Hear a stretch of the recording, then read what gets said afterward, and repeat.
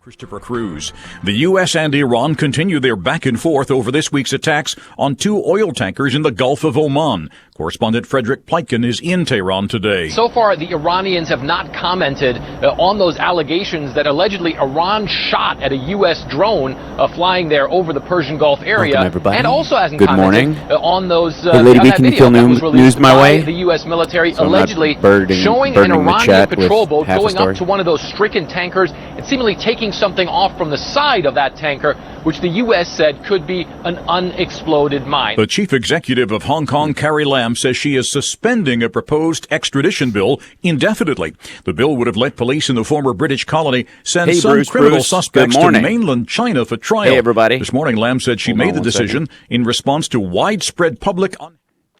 Thank you very much, Lady B. What's happening? Setting up still. Hopefully, apparently it is... Whoops, that's super hot on the input. I'm going to turn that down some. Yeah, it's raining on and off some scattered sites of thunderstorms. But okay. Yeah, so I got to keep an eye on that timeline. Understood. Let's see, bring that down a touch. Otherwise, he's coming in great. Okay, sound-wise, it's okay to you guys? How's sound out there in the chat world? Let's see. I'm good, Jose. Thanks. Right on, Ryan. Thanks. Welcome. Good to see you. Yay. It just, what is that sound? Oh, that's the chat making noise on the thing. Gotcha. Like, what the hell? Why is my computer chirping at me? And that's because the chat window does not. It wants to let you know every single little message that you've gotten, and it does that. So we're just going to have to tell it to be quiet. Let's just do that. That should be fine. And I got to find a piece of where is it? And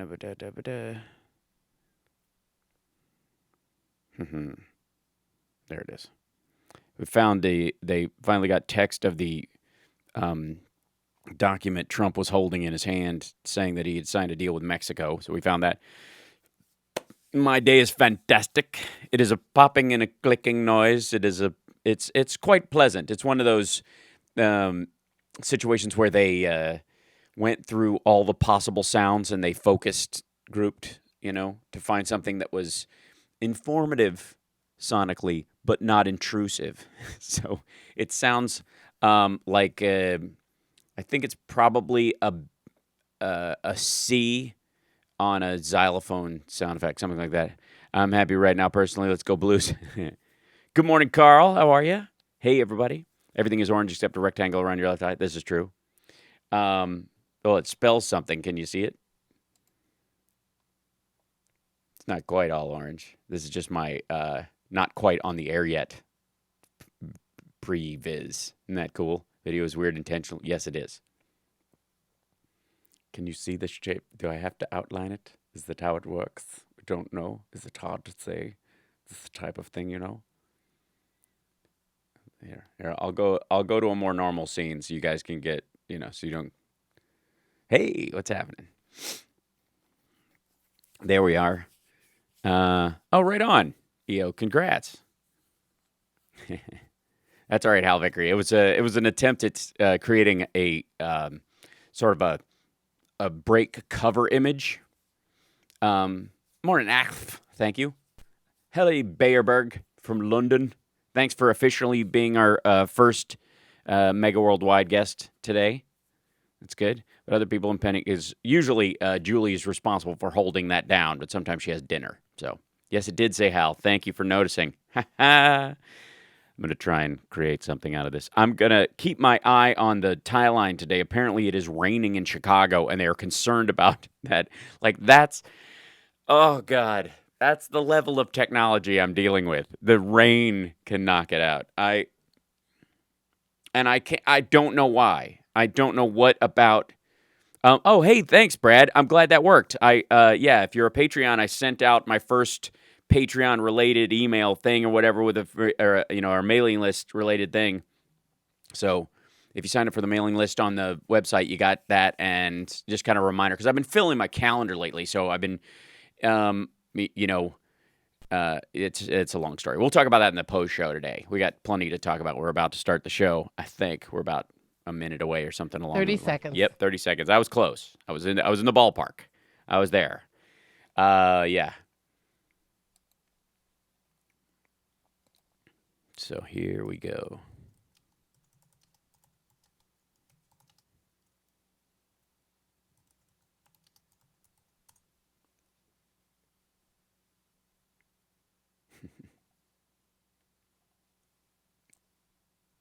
Every time I look over and it's slightly silent, I'm like, no, please.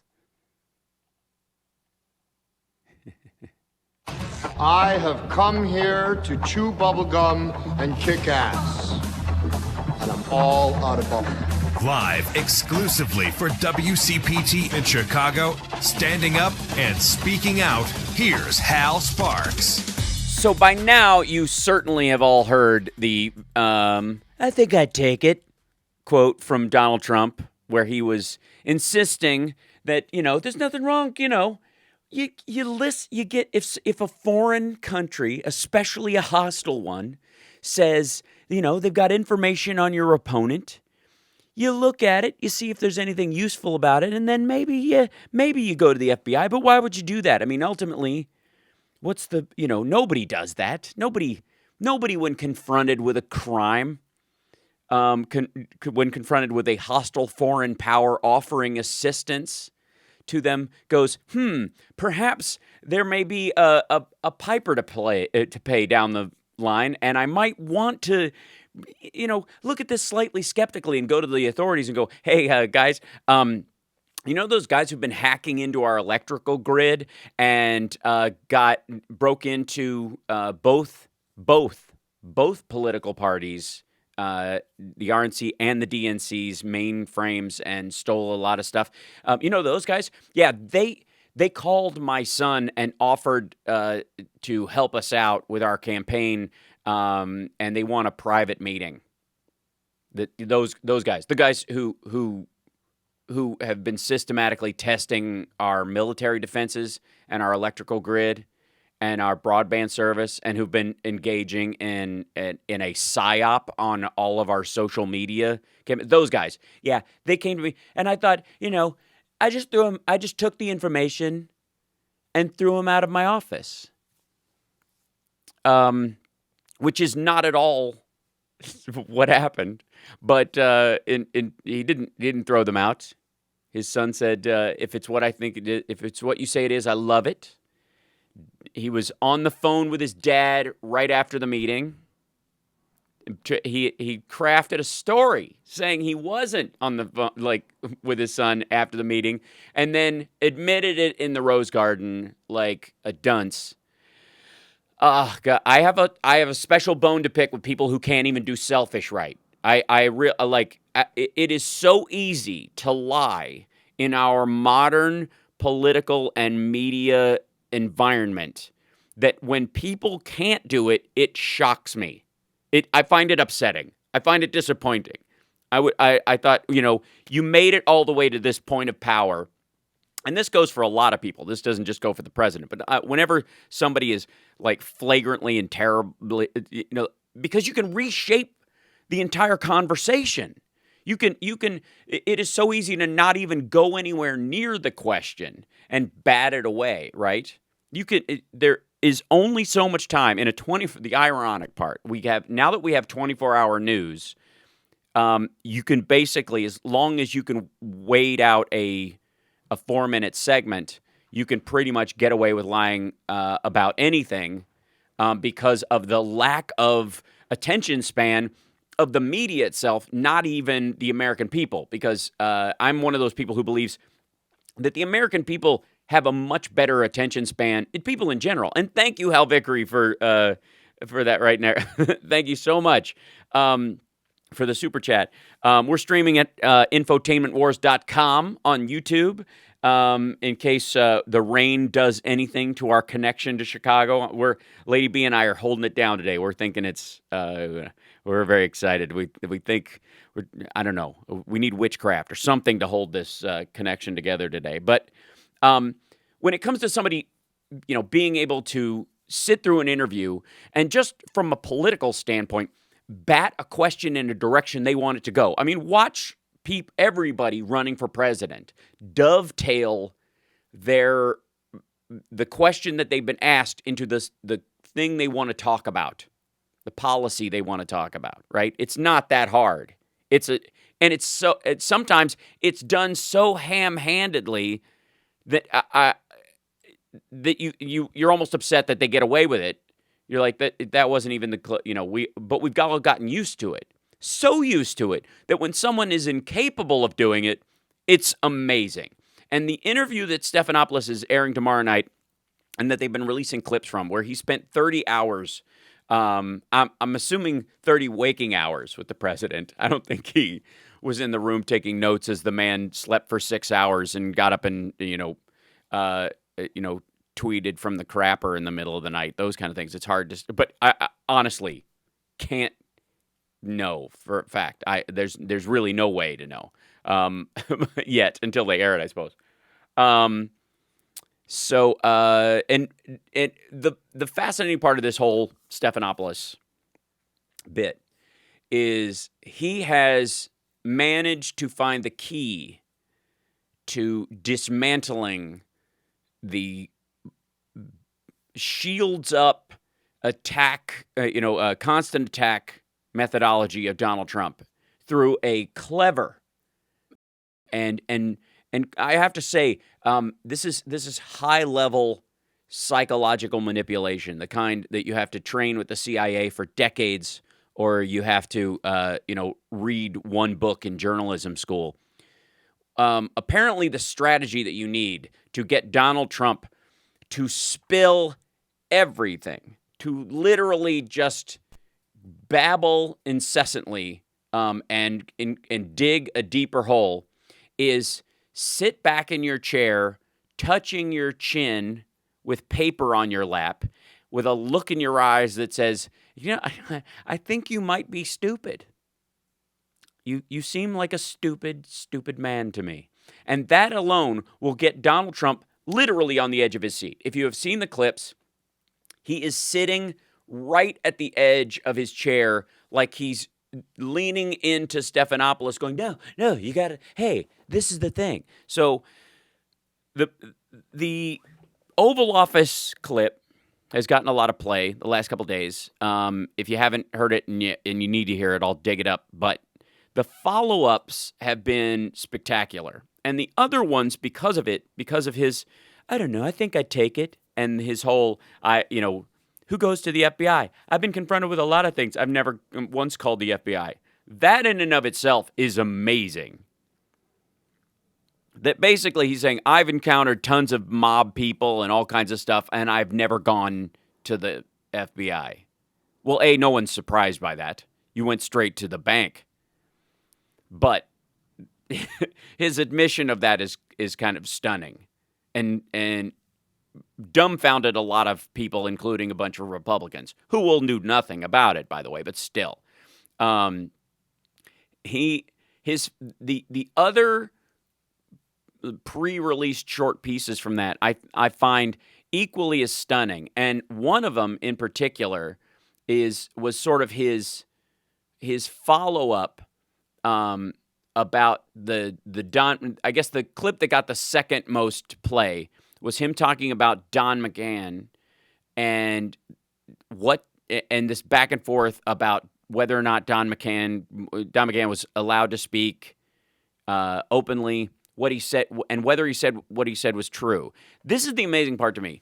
His reasoning I'll play it and then see if you can pick out the most absurd assertion that he makes, because this is really hard. This is there's a couple of there's doozies in this. Okay, No special counsel should have ever been appointed. You know why? Because there was no crime. They had no evidence of crime. He lays out a lot of evidence, including the episode where you ask your White House counsel, Don McGahn, you tell him Mueller has to go. You call him twice and say, Mueller has to go. Call me when it's done. Okay, now the story on that, very simply. Number one, I was never going to fire Mueller. I never suggested firing Mueller. That's not what he says. Excuse, I don't care what he says. It doesn't matter. That was to show everyone what a good counsel he was. But why would Don But McGahn we had a business. Why would he lie under oath? Why would he lie because under he oath wanted to make Mueller? himself look like a good lawyer, or he believed it because I would constantly tell anybody that would listen, including you, including the media, that Robert Mueller was conflicted. Robert Mueller had a total conflict of interest. I didn't say that. So, his reasoning, Stephanopoulos, I mean, there's a lot of great stuff in there. There was no evidence. And then immediately, bless his heart, Stephanopoulos goes straight to, he lays out a lot of evidence, actually, including you telling your own attorney to fire Mueller and call you when it's done. And then his fallback is, didn't happen. But, okay, and we'll get to the secondary part about whether or not he would say the exact same sentences under oath. But, and sort of knowing, I guess, in his heart that it boils down to a he said, except for he can claim privilege around something. Like, that's amazing. But the most stunning part of that to me, and what kind of got lost in all of this, is his assertion, and this is more of a picture into Donald Trump's mind, that Don McGahn lied under oath so that people would think he was a better attorney. What? That, and he does it twice in the same interview, in the same segment. He says, yeah, he wanted people to know what a good attorney he was. So, and what does that mean? That he follows orders? That he interprets that his client wants to do something illegal, so he goes and does it for him? Who is, in theory, who is Don McGahn selling his services to? We'll be back. It's the Hal Sparks radio program, Mega Worldwide on WCPT Radio, Chicago's Progressive Talk.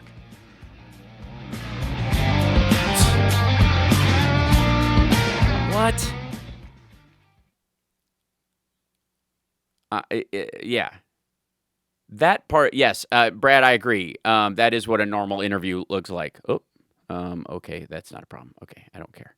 I don't need to make a local recording. Oh, because I've run out of space on the hard drive. That's why. So, now I'm amazed on a personal level, just that. First of all, it is not difficult, and this goes back to the 2016 campaign, because what really should embarrass everybody in the media is how easy it is to get this man to walk into a rake. You know what I mean? Because there's not a lot to this. Is it buffering? I apologize. Let me try and fix that. I don't know whether I can make a difference from here. Let's see if it'll allow me to. Stream.